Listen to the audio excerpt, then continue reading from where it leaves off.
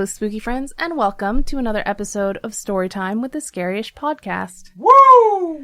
I'm Robin Grace. This is Adam Diaz. Hello. Storytimes are episodes where we read some homegrown horrors. Adam's going to tell us what those homegrown horrors are. Homegrown horrors are the wonderful stories that you folks have sent to us. They can be supernatural, scary, not always. Scary-ish. Coincidental, scary-ish if you want. Sometimes they're actually really scary. We were going over some of the old ones, and some of those were terrifying.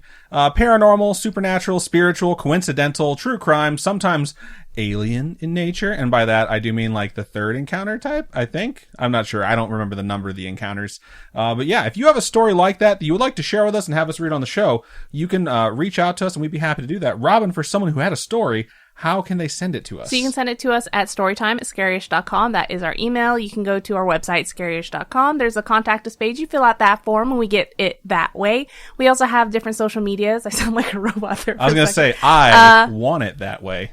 Oh. Tell me why. We also have a bunch of social media, so Facebook, Instagram, Twitter, and we've gotten a lot from Facebook lately, so yeah, thank you, everybody. We have a TikTok now, and if you want to send us your story that way, you have to dance your story to us through interpretive dance. We don't have a TikTok. That's just a joke. I don't know how one ticks or talks. So those are the ways you can get your story to us. We would be happy to share them on the show if you would like to send them. We have 4 that we're going to share with you this evening, or depending on when you're listening to the show. This very evening. If you folks haven't watched Hot Fuzz. That's a Hot Fuzz reference. I believe Robin's going to be going first, so go ahead and take over. I'm going to get into our first email of the episode. So exciting. And it begins, Hello, Robin and Adam. Hello. Hello. Oh, by the way, the title of this is Sometimes the Void Looks Back. Nice. Those are my words. Really? Yeah, I think so. Not sure. Maybe I stole it from someone else, though. Okay. I just listened to your last Storytime episode, and since you say you need more stories, I figured I'd give you everything I've got. Nice. Both barrels do it to us. That sounded weird, but that's what I mean. I mean it from the heart. Feel free to pick and choose what you read on the podcast and to use my name on air. All right, cool, thanks. I've always loved horror stories. Since I was a little kid, I was fascinated with ghosts, demons, and cryptids in all forms of media.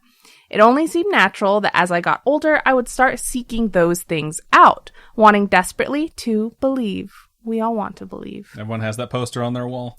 I will say it's kind of odd to seek out demons, but I kind of understand wanting to chase those things down, just being bold and fearless and also a little bit stupid and crazy, but hey. In parentheses, it says, I bought a glow-in-the-dark Hasbro Ouija board when I was about 13, and it's never done more than freak out my more skittish friends, which I think is so funny. I have only ever really used a Ouija board in a group setting once, and it was on a Halloween, and it was with my friends growing up, and we were all in her bathroom for a Halloween party, and we're all trying to get our hands on the little planchette in the middle, right? And then I wasn't even close enough to the board to see anything happening. All I heard was everyone start screaming and running out of the bathroom. So I started screaming. You know what I mean? It's just little girls screaming at the top of their lungs trying to get out of this bathroom. Anyway, so a few years ago, I started seriously ghost hunting in the various cemeteries in my area. This is when I like to think that I began trying to glimpse into the void or the unknown. One time in particular, I was too successful and something actually made contact. This is that story, as well as some others from different points in my life. So the first one's called The Children of East Cemetery. Interesting. This summer, I spent all of my free time away from my studies as a library student in the cemetery of a nearby town. I live in Massachusetts, so this one was not much different from the others of the area. The oldest section was located at the front of the property and went back to the 1600s, while the rest of the cemetery was newer, stretching all the way back towards the woods that surrounded it on all sides. As the cemetery extended back, it went through the centuries until the freshest graves were nearly against the tree line. It's a weird word to describe graves. Freshest? Freshest. But it's true. Fresh graves. I think newest sounds better than freshest. Fresh is something I associate with food, which is why I say that. Oh, so. I've always heard it described as a fresh grave. I just imagine it's just like some gravekeeper who has like a hump, I'm sorry. And you're like, ask him like, so which ones are the oldest? And he's like, these ones are the fresh ones. And licks his lips and keeps heading down this path. All I'm thinking about now is just this grave digger or whatever with a hunch like, that sounds about right. You might have a point there. I fucking hate you for ruining my character. I had wandered all around this particular cemetery several times and was familiar with the setup and the gravestones. In broad daylight, I took my EVP recorder and spirit box and stood by the newest graves. There were several, and they were all children. That's super creepy and super terrifying, and at the same time really sad. Yeah, because it's all children all together. From their headstones, it looked like some of them died of cancer and others from accidents. I proceeded to stand there for an hour trying to get something on my equipment. Suddenly, I had a feeling that I never experienced to such an extent before. It felt like I was being watched. But not just like someone mildly creepy looking at me, it felt like many mischievous little gremlins were eyeing me. Being a little skeptic and having been in the cemetery many times, I told myself I was being silly and to ignore the feeling. Just moments after those thoughts crossed my mind, I heard the soft sound of children's laughter and felt something tug at my pant leg. They're trying to pants you. You gotta get out of there. Right? You don't want your dick popping out in a cemetery. That's bad luck. I think I've read that somewhere. That's one of the superstition episodes. Go ahead and listen through them. Check. I whirled around and started yelling to see if anyone else was there, but it seemed I was still alone. When I looked back at the headstones, I got this heavy feeling of sadness mixed with peace. It was almost like the children were glad that I was there and reaching out to them. After that, I quickly left the cemetery and checked over all my recordings at home. Unfortunately, the audio that corresponded to my experience was just static and I wasn't using the spirit box at the time. This was the only experience that I ever felt at a cemetery, and even though I've been back since, I haven't experienced anything else. I understand like that curiosity and wanting to go check on stuff, but you just gotta understand that sometimes dead's better. That's fucked up. I mean, not in this case because they were kids and that's really sad, but yeah, piercing the veil is a dangerous thing to attempt to do. Even in the pet cemetery, he's talking about a kid too. He starts talking about it, I think, initially with the cat. Oh, okay. Yeah, and then eventually spoiler alerts for this fucking Stephen King movie that's been remade. And then of course he takes his kid there after the horrible tragic accident. So, all right. The next story in this email is titled "The Woman on the Balcony." After a full day of celebrating my 8th birthday at a local bowling alley with my parents and friends, I was tired and ready to go home. Is this 8th birthday you said? Yep. Okay, gotcha. As my dad hopped in the car and my mom was buckling my seatbelt, I noticed a woman. She was standing on a small black wrought iron balcony that was jutting out from one of the windows of the building we had just left. What was peculiar was that the window itself was bricked up, and all that was left of it was a vague outline. I couldn't and still can't figure out how she got there. It was several stories up, so she didn't climb from outside. Not only that, she was wearing what I now recognize as an early 1700s period-style dress. I could easily make out the dark green color of it and her matching heeled shoes. As I watched, she kept glancing behind and all around her, looking absolutely frantic. It seemed like the behavior of someone who was being chased, and it was clear from her panicked eyes she was considering jumping. I, of course, didn't know what to make of this and turned to my mom, who was now in the front car seat, to ask if she saw the woman. Neither my mom nor my dad saw anything or anyone.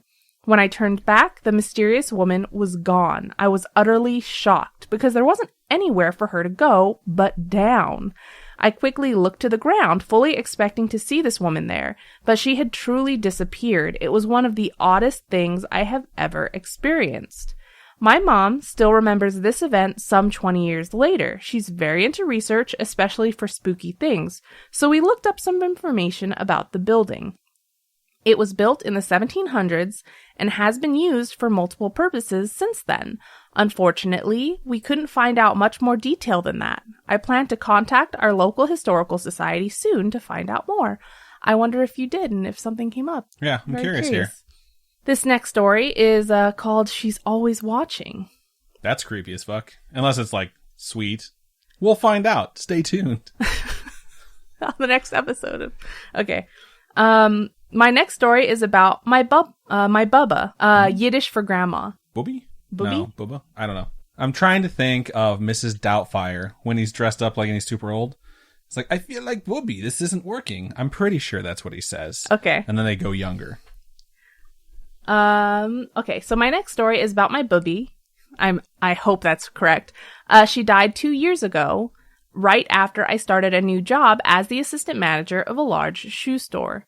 Our condolences for the loss of your grandma. Yeah, that's very sad. The week of her funeral, just after she had been buried, Did you get messed up when you pronounced buried that really weird way that you always do? No, because your mouth rejected as it falls out? I said it, and then all I could hear was like, she says it fucking weird. I think it every time you say it. I was kneeling down, carefully merchandising the shoes by style and color. I had my head in one of the large display cabinets and thought I saw a woman out of the corner of my eye. This didn't qualify as particularly odd in and of itself because there were benches placed all over the store for customers. But as I continued with my work and focused some of my attention on her, I noticed that she was older and had the same haircut as my bubby. Fuck. I keep messing up.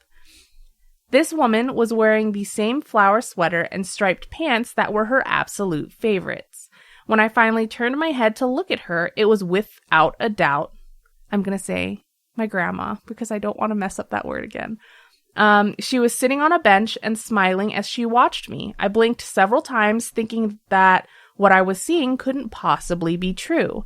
After a moment or two of doing that and wondering what was going on, she disappeared. She and my grandpa used to run a large retail store selling parochial school uniforms.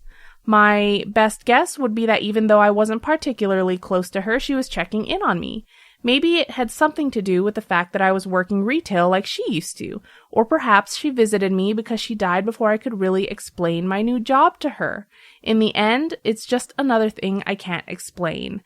I think that's cute because you never really, you got this new job and you never really told her like what you do. So she's like, I'm going to go check out that store and see what she does. I'm going to go visit them at their work. It's pretty cute. I like it thinking of it that way. You know, it's adorable. I was going to say, are you going to say cute again? No, I had to change up the word. Nailed it. This next and final story of this email is titled The Play.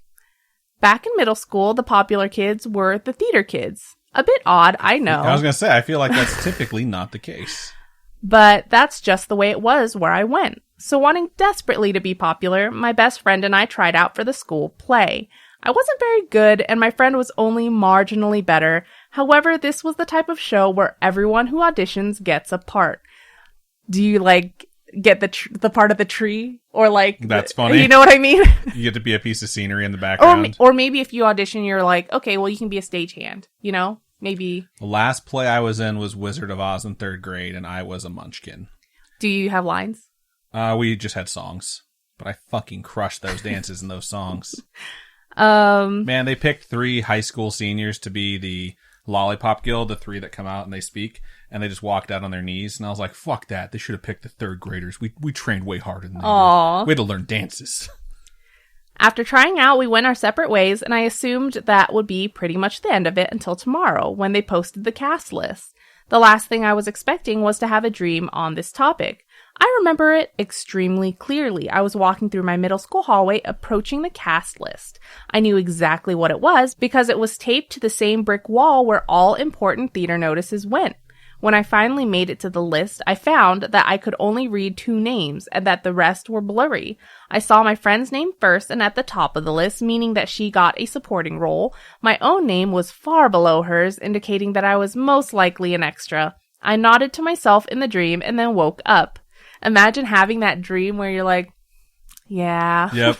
I accept this. The next day at school, I told my friend about my dream. I described it in full detail, making sure to tell her which part she had been assigned. She thought everything I was saying was complete nonsense, even when we walked to the cast list together. As soon as I saw it, I immediately began to insist that I had seen that exact list last night in my dream and that everything I told her was right there in front of her. We both got the parts that I saw in my dream. This still didn't convince her, though. She was sure I saw the list earlier without her and was making a joke out of it. Even though I've never lied to my friend before or since, she still refuses to believe me. The way you wrote that sentence, before or since, makes it sound like, yeah, you were lying to her then. Oh my God. It's a little weird. Thank you for the time you took to read this email, and thank you for the awesome podcast, Ariel. It's pronounced Ariel and not the mermaid. Right on. I think dreams that are like premonitions or like, prophetic. or yes, I think those happen. I think people legitimately have those. It's like that deja vu thing, Yeah, you know? there's so many people out there that have been like, I've had dreams and later on in the day, it was something super small or innocuous and that exact thing happened later and I realized that I dreamt it a few nights before or even a week before. And it's like, there are so many emails and people that have talked to us that say that exact thing. Like before we even started the show, so many people would even bring that up to us just in casual conversation when we just be talking about stuff like this. So I 100% believe you that that was some small detail from your dream that wound up just happening in real life. And it could just be a coincidence, or it could be something where it was like just a little bit prophetic. Regardless of which one you want to classify it doesn't change the fact that what you dreamed still wound up kind of happening. So it's pretty creepy and kind of exciting at the exact same time. So thank you for sending all those stories. Those were really, really good. We appreciate that. Solid way to start the show, I'd say. You can't see my thumbs up. Yep. I just realized I was like that. staring at her hand like no one can hear that. Okay, so I'm going to move on into our next story of the show, and this one's subject is story submission. Feel free to share. That is a pretty solid subject, because then we don't have to actually skim through the thing to see if we can share it. Starts out like this. Hello again, Adam and Robin. Hello. Hello. This is Chunkster91, in parentheses, Christina, from Twitch. I have another story to share. This one is not scary, but more of an interesting fact that happened to me. I hear a lot of submissions about sleep paralysis. However, I never had that experience, not that I remember. I do, however, speak during sleep, sometimes act on it as well.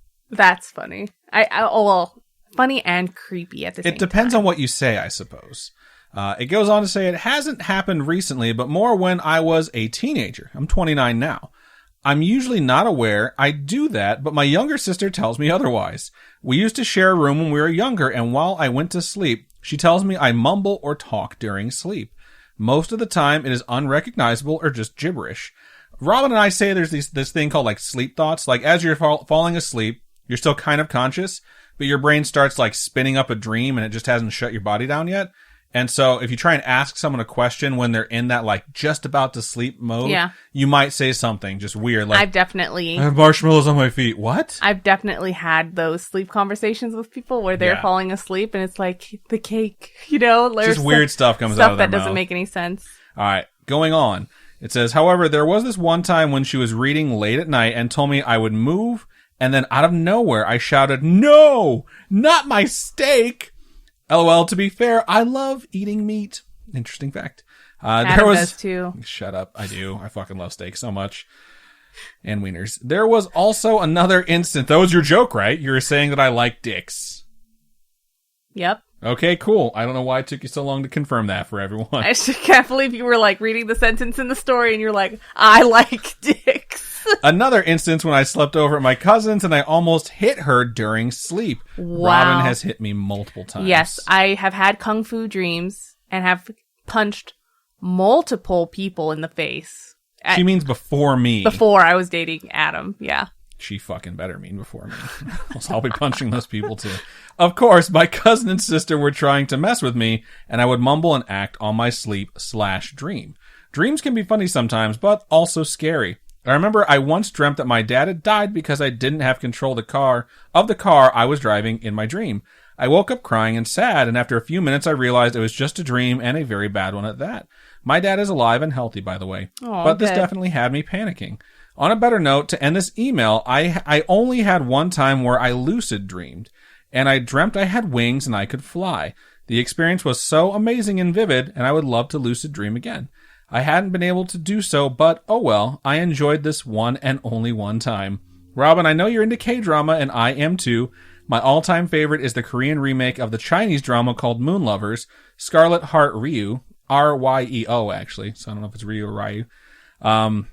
Ryo, I don't know. Not sure if you have seen it. This came out in 2016. I have not. It is about a woman who drowned at present and was sent to the past. Ooh. The cinematography is fantastic and the soundtrack is so on point. Anyways, I love you guys. I love your guys' podcast, and I wouldn't be here if my friend had not recommended. Shout out to you, Claudia. Wink, wink. Aw. That's very nice. I will definitely share more stories if I can, and most likely someone else's story will trigger me like it did for this story. Thank you so much. Thank you so much for sending that in. We sincerely appreciate it. What's funny is I just started Oh My Venus again because I swear I've watched that at least 10 times. But it's one of my favorite shows, my favorite K-dramas that I just love to watch over and over and over. And last night I started watching it from episode 1 and Adam's just like, so what's going on right now? Because Adam's seen bits and pieces multiple times. I've never seen the initial breakup at the beginning of the show, and I'm like, he breaks up with her in such a weird way. Because he gives the ring. Okay, this is like a K-drama it's just break, dumb. But you guys should. If you like K-drama, I definitely recommend Oh My Venus. Soji Sub is one of my favorite Korean actors, and he's in that. He's in like Terrorist Behind Me. He's in so many good ones. Anyway, thank you so much for sending that email. I know experiencing weird things like talking in your sleep or having those things where you wake up and you're actually kicking in the air and you can feel your leg like kicking when you wake up. I think those are really interesting, and it makes me very curious as to how our mind and body kind of works together to make that happen. But yeah. It's like your brain just releases your body from its paralysis too early, which is the opposite of sleep paralysis, and you just start acting shit out that you should probably not be acting out. But it's always interesting to hear about it happening to folks. Sometimes it's really funny, and sometimes it can be a little bit dangerous, like when Robin punches me. So, all right. Thank you so much one last time. So before we move into our next story, we are going to take a really quick commercial break. And we're back. All right, so I'm going to get into my next email of the episode. It goes, hello, Adam, Robin, and Spooky Mom. Hello. Hello. And somewhere my mom goes, hello. That's not her voice. That's exactly how she sounds. She's more like, hello. They've heard her, so I can't lie too much because she's been a special guest in an episode. Oh, yeah. My name is Rachel. My boyfriend Reese and I live in Florida, but Reese grew up in New Mexico. This is his story about his family in New Mexico. It's kind of a long story, so strap on, Robin. Wow. I'm already strapped on. It's more uncomfortable every time. So here it goes. Reese grew up in the Albuquerque area, and most of his family lived in New Mexico as well. This included his uncle Raj. Being a tight-knit family, Reese's parents visited Raj's house frequently. Throughout the years, strange things happened that led everyone to believe that this house was haunted. At one point, they were digging to build shops or barns and found bone fragments just scattered and buried throughout the property.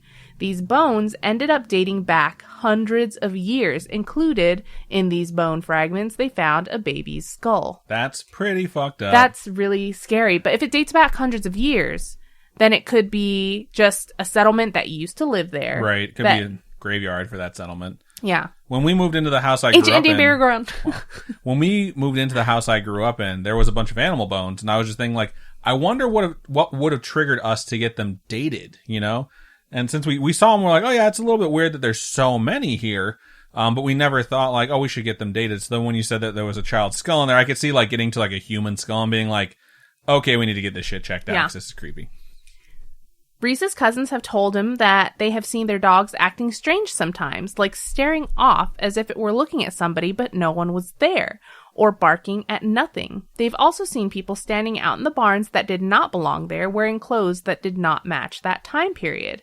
And other weird things like the chains on the ceiling fans would just swing around without the fan even being on. That's creepy. That one is super creepy. I mean, the ghost people are also creepy, but the chains on the fans is just like, what the fuck is happening right now? Showers being turned on without anyone in the bathroom. We've had a number of people be like, well, that's a plumbing thing. It can just do that.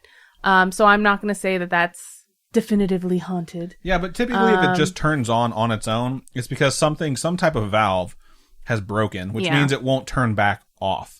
So things being turned on and off is different than things just being turned on and not being able to turn off. It's very different, so. Uncle Raj, walking past a room thinking his daughter Miranda, who was fairly young at the time, was on the floor playing, but when he walked in and turned the lights on, she wasn't there. That's creepy. Yeah. So hearing all these things growing up, Reese was always sketched out about this house. Uncle Raj knew Reese was scared of his house, and he would play pranks on Reese and his cousins. I would do if that were me. That's fucking hilarious. Austin and Miranda and Reese's older sister Diamond, just to spook them. Things like using an extra TV remote and turning the TV on and off in the middle of the night while they were all out sleeping in the living room. Oh, dude, I would totally set it, too, to where it will just be that static channel, and it's just loud static in the middle of the night, just turning on and off. Oh, fuck. Quick side note, I remember one time my parents had a computer in their bedroom, and I had one computer in my bedroom, and it was right when wireless keyboards came out. And we bought two, one for me and one for them. And I was sitting there like playing video games on my TV and my computer kicked on. And I was like, oh, that's weird. I must have like moved like really violently and it shook the thing or whatever. Cause sometimes your computer just comes off a screensaver or whatever. And then my mouse started moving. And I was Shut like, up. What the fuck is happening right now? It's because those keyboards, since they were new and we got cheap ones, were both on the same frequency or RF signal or whatever. God. So my mom in her room, like moving it around was making the reticle on my screen move around and select stuff. And I was like, what the fuck is happening? So I wound up having to unplug mine so that it wouldn't have like the signal receiving it. Oh my God. That scared the shit out of me. I was young too. I think I was like 16, maybe younger. So he would also mess with the piano, then hide when they looked to see who was playing it. One night, when they were staying over after visiting for the day, Reese was about 9 or 10 at the time, and they were all sleeping out in the living room. Some of them were on the couch and some on the floor, Reese being one of the kids on the floor.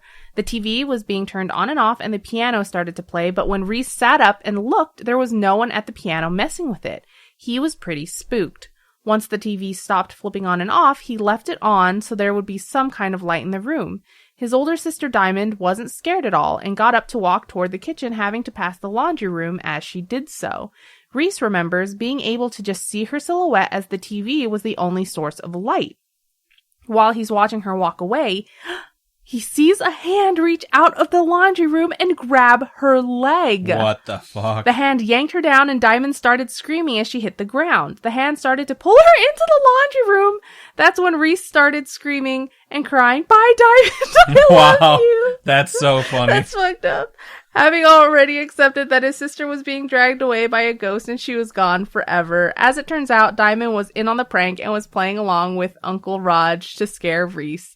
She never let him live it down that he didn't even try to save her from the ghost. And Reese is still kind of traumatized by it, considering he really thought she was going to be murdered by a ghost. But that's all. I love y'all's podcast and frequently interrupt Reese playing video games to make him listen to clips that just crack me up. Thank you guys for being so very awesome and stay safe out there. Also, I have attached pictures of some of our Omen babies, Sadie, Lucy, and others. Sending love from Florida, Rachel and Reese. Thank you so much for that. I think that is absolutely hilarious. I would totally play horrible pranks like that on our kids. I think that would be so freaking funny. It is just so funny that like you didn't realize that this was a prank and you're like, bye forever. I know. I love you. Bye. That's so fucking funny. Oh my God. I don't know. I would be pissed if that were me and I was just like, you didn't even try to save me, bitch. Right, like, that's what you get. You are in on the prank. You get dragged to hell. You're welcome. You're going to hell. That is so good. If you have any other stories, we definitely want to hear them, but thank you so much for sending that in. All right, so I'm going to move into our final story of the show, and this one's subject is Storytime, Theater Edition. Share on the podcast. And it goes like this. Hi, Adam and Robin, and Spooky Mom, and a shout out to all the spooky friends listening in. Hello. Hello. And then everyone else yells, hello. I'm Paige, and I decided to share a story with you that you can share on the podcast, but before that, some ramblings. Give me 1 sec. It's just really bad heartburn with a burp right behind it, so I'm just trying to make sure I don't vomit on the show. Have you ever projectile vomited on accident in the middle of talking? No. I've projectile vomited. I went to my teacher one time. We're getting ready to go home. This is 3rd grade. And I was like, I really don't feel good. I think I need to sit at the front of the bus. Because if you sat at the front of the bus, it's less bouncy. And you can sit there with a garbage can. And she's like, okay. You can't sit with a garbage can at the back of the bus either? Like, they don't want you near people. You might throw up. Oh, gotcha. Okay. So she was like, okay. So she held me off to the side. And she was going to walk me to the bus first. And everyone got in line. And there was this one fucking kid, the smelly kid, who would not shut up and get in line and put his fucking winter coat on because he was an asshole. And I'm standing there like, could you just fucking get ready? Because I'm totally going to throw up. And like, I must have turned green because everyone just stopped and it got eerily quiet. And this is what happened. Like, everyone turned, just like looked at me because I was standing next to the teacher and I was just like, oh no. And in that moment, I was like, and it all just came out. Oh, and it was like 30 fucking third graders go, ew, like all at the same time. Oh, no. I was like, holy shit. It was so gross. My teacher was just like, it's okay. And she grabbed a tissue and she cleaned me up and she put me on the bus and they put me on the front, the seat of shame. At least it wasn't holding the garbage on the can. bus. It was so bad. At least it wasn't on the bus. It could have been worse. By the time I got home, I was so embarrassed and I was like, I'm not going to school tomorrow because I cannot see anyone that looked at me that made eye contact with me. It was so awful. Oh, dude. God. Was it just all over the sidewalk? No, it was like there was our classroom, like where you'd put your like stuff into your cubby and hang your coat, was like tiles, and then like when you got to your desk, it was carpet. So luckily, it was all over the tiles. Oh, so whatever my unfortunate God. janitor had to deal with that didn't have to bust out the carpet cleaner. Holy shit! I can't believe I just remembered that. That was horrible, man. Third grade was a rough time for me. Oh, all right, let me get back to the story. I might have to include that horrible, embarrassing shame of mine in the actual episode. All right. Some ramblings. Firstly, I've been listening to the pod for about 2 years, and it makes me so happy anytime a new episode comes out. I listen on Spotify, shout out to Spotify, which they wrote in, and try to listen to every episode as soon as it comes out. I love your jokes, and even join the Discord, page is here 88, where I love all the interaction with the spooky friends. Secondly, I had jaw surgery back in August, in parentheses, all better now, don't worry. And while I was recovering, I binged all the Storytime episodes again. Wow. That's pretty awesome. So this is a really good example in a Storytime episode about how if you send in your stories, they really do help other people because they get to listen to them. So send them in. Listening to all of them made me decide it was time to send in some spooky stuff that has happened in my school's theater. So strap on, Robin. Everyone wants me to strap on. I'm down. And then it says, okay, love you, Robin, winky face. And on to the story. Well, the background for the stories first. We must have talked about theater like 6 weeks ago because we have two theater episodes. I don't remember ever talking about theater. So if you know any drama kids, parentheses drama as in theater, I know a lot of drama kids and, drama kids. We're usually pretty superstitious. I personally have threatened to punch multiple 14-year-olds when they have joked about saying the M word on stage, in parentheses, the name of a certain Scottish play that you do not say on stage unless you want the production to go to heck. It's Macbeth, right? Yeah. Gotcha. Cool. And would have followed through. This is technically not a stage. It's a desk, so I hope things don't go wrong. I'm going to look over right now at our internet. Okay, it's holding out, so we're okay. And would have followed through, but luckily my friends have more impulse control than I do. Nearly any theater has a, quote, ghost of some sort or some urban legend around it. Or at least all the theaters have had that I've been to. A Phantom of the Opera? Pretty much, yeah. Maybe I'm way too into spooky stuff. Who knows? Anyway, the high school I go to opened up in 2019, so you'd think a brand new school wouldn't be haunted, right? Well, unfortunately for us, there have been some strange happenstances that I'll get onto. As for where the school is, it was built pretty much in the middle of nowhere, so not on any Native American burial grounds or anything. For a while, the auditorium was still being worked on. Parentheses, we had our first show in November and didn't have any working speakers until 2 days before opening night. It was pretty bad. I'm pretty sure there were rumors about construction men falling in the walls and dying. Of course, there always are. But those are not true. At least I'm 97% sure they aren't true. It's weird that you picked that percentage. I'm wondering what 3% you got from. So nothing spooky about the school or area, and yet I've seen and heard some weird things. So on to these spooky happenings. The first thing is something that happens all the time. Ever since the school opened, and this still happens daily, the door to the drama room has a tendency of locking itself constantly. No matter how carefully you open/close the door, it managed to lock itself quietly and quite frequently. It's gotten to the point where the drama teacher has been locked out and had to bang on the door and have her students let her in. It's more of an annoyance than anything, but no one can figure out what's wrong with the door. I would say replace the lock. If it still happens, then it's a ghost. If it's not something that's been replaced, then it's probably just a fucked up lock. All right. Spoopiness number 2. Last year before COVID hit, me and my friend would frequently go into the auditorium during lunch. We'd sit in the dark and sing together, which sounds creepy, but for 2 people with severe mental issues, sitting in the dark and singing was super therapeutic for us.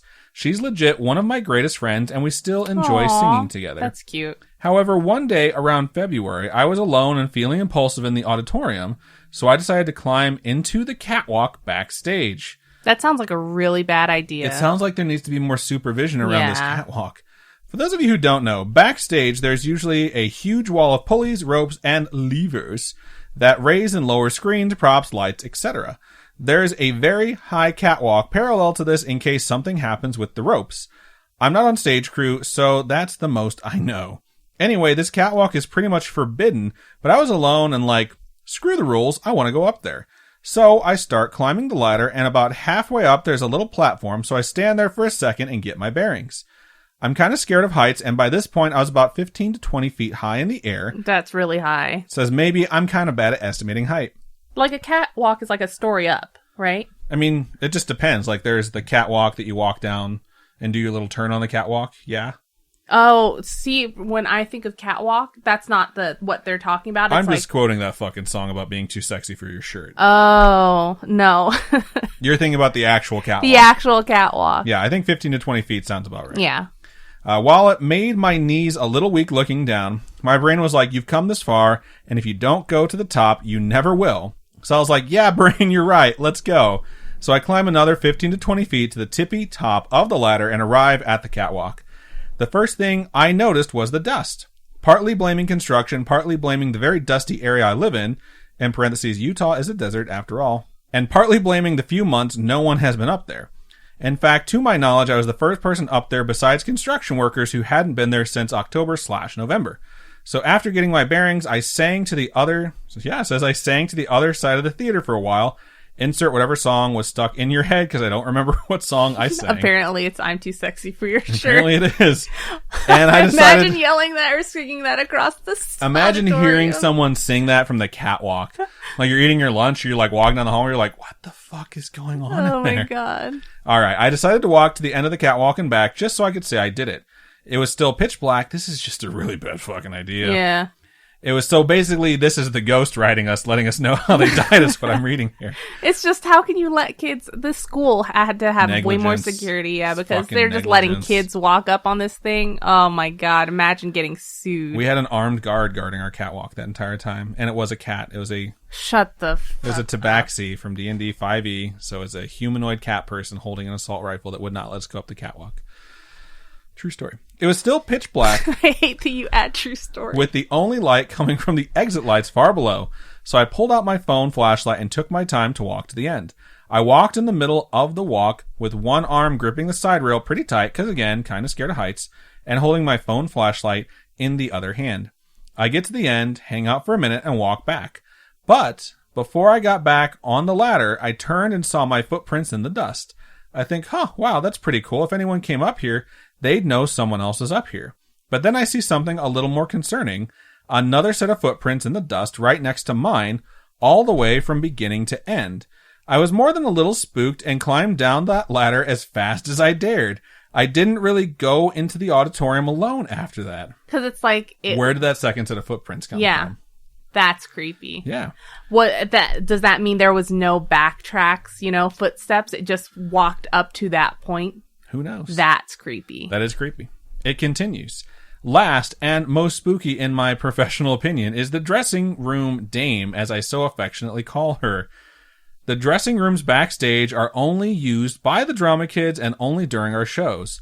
Okay, pause. I just got to share the story. So back in high school, we had this thing called, I went to Boone Grove High School. That's where I went to, okay? We had this thing, I think it was the second year we had ever done it. It might have been the first year, in fact. We called it Mr. Boone Grove High School, and it was a male beauty pageant. Okay. Were you with all the seniors. And they came to me, and I was like, I don't want to be in the fucking beauty pageant. No one else will have a shot to win if I'm in it. They're all like, you're totally right. That's why we want you to host it. So I was like, all right, I can host it. Because I used to do the announcements. I used to be on like the fucking TVs and all this. So that was like a recognizable face, and that made the most sense. Because I would have blown everyone out of the water. So this is just me being a douche. I seriously didn't want to be in it because I didn't want to like feel the sting of rejection, because I knew I probably wouldn't win. So I hosted the fucking thing. And it was the first time I'd been in the theater in our school. And I went in the back. And we had like 3 categories we were going to do, And so we had beach wear as one of them. Oh, okay. And then we had formal wear. And then we had interviews. And so I went in the back, and I knew, and I'm not throwing anyone under the bus here. This is 20 fucking years ago, okay? But I knew Everyone was getting super fucking drunk. Like, before this thing started, all the dude contestants were back there in the dressing room drinking, and I got back there and it was supposed to be formal wear. And these fuckers were all in their beachwear, and half of them were showing their balls to each other, and they were so fucking drunk. Because some of them were wearing like two pieces and like pulling their two pieces up so their nuts just were like, more. Oh my god. And I was just like, are you guys fucking kidding me right now? This is what high school kids I like go back to them like, you're supposed to be in fucking formal wear. And there's like 150 people out there, like in the audience. I have to go out there and let them know, like, so we're going to have like just a little bit of an interview session between me and my co-host because the guys got mixed up and they got into their beachwear first, which was really like, sober the fuck up and get your shit together or we're all going to get in deep fucking trouble. So, and then we got the video back for it because we're going to sell them to raise money. And whoever did the camera work, like one, the audio didn't work. That you were angry? One, the audio didn't work, and two, it was so dark you couldn't see anything the entire show. Oh, yeah, that sucks. So there you go. There's my story about that. Getting back to it, as we were getting ready for our November musical, we started dress rehearsals, which meant costumes. I, the procrastinator I am, brought my underclothes and personal costume pieces after they were due, so I went to the dressing room alone and put them away. Since I'm in there alone, I decided to have fun, and I'm dramatically singing and turning on and off bright lights around mirrors when I see her. No. When the line, when I see her. When I turn out the lights, I see a shadow behind me. I whip around, super embarrassed, thinking someone came in and is just watching my dramatic recreation of Beetlejuice the musical. Of course, I turn around and see no one is there.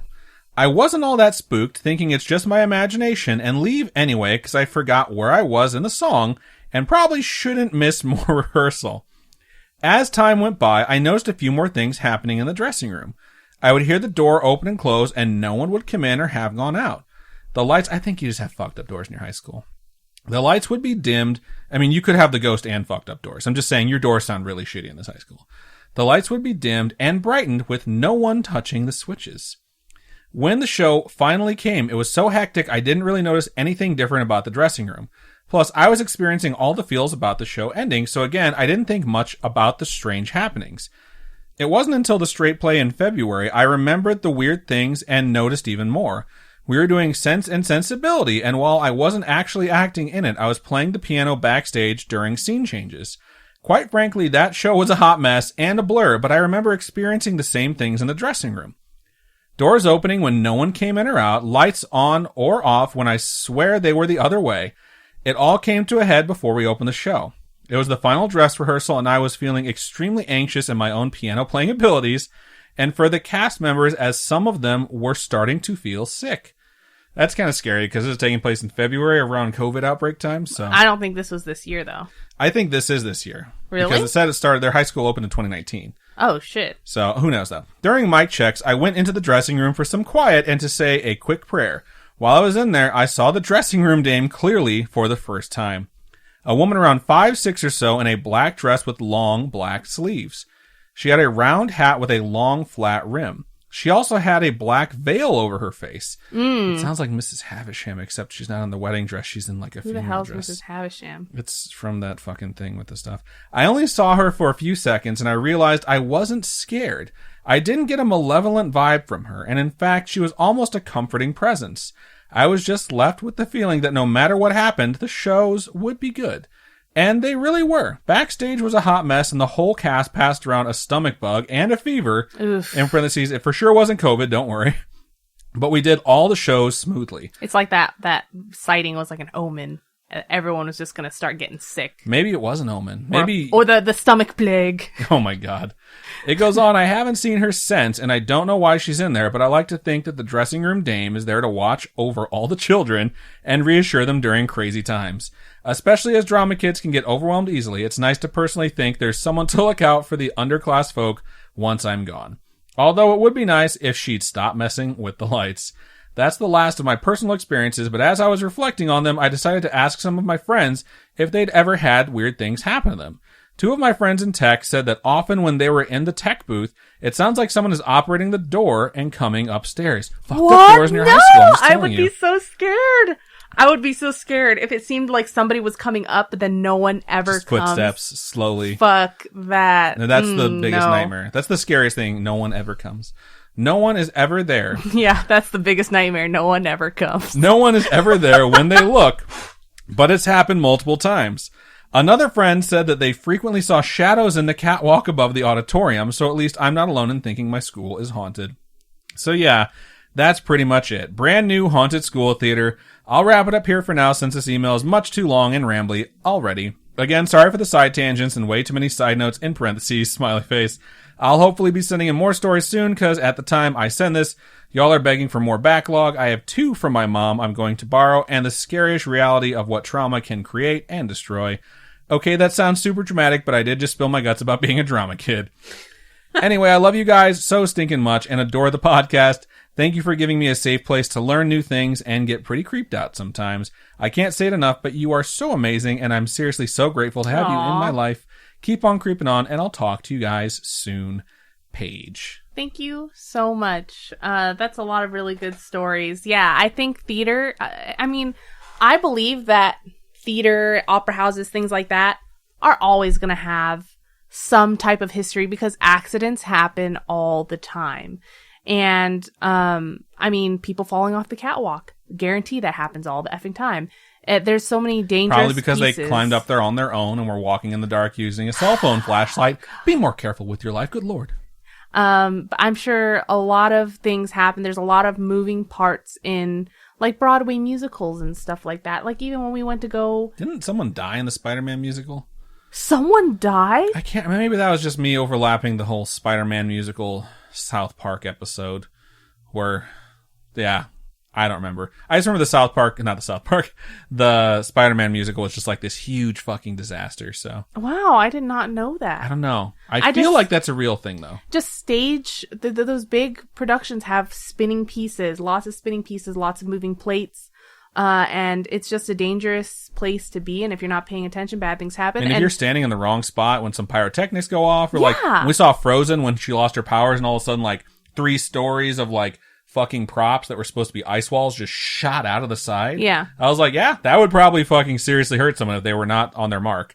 So, absolutely, those places have got to be just riddled with accidents. There's got to be a lot of accidents, and especially those places that have been around forever, like that place that Abraham Lincoln got shot at. Is that Ford Theater? Does it still exist? I don't know. Probably. It's probably fucking haunted. I can't imagine they got rid of it because it became so, like, famous. Synonymous with a piece of history. I was just going to say famous, but yeah. History, it's like, you say Ford Theater, people are like, oh yeah, Abe. Poor dude. Oh, what the fuck? Okay.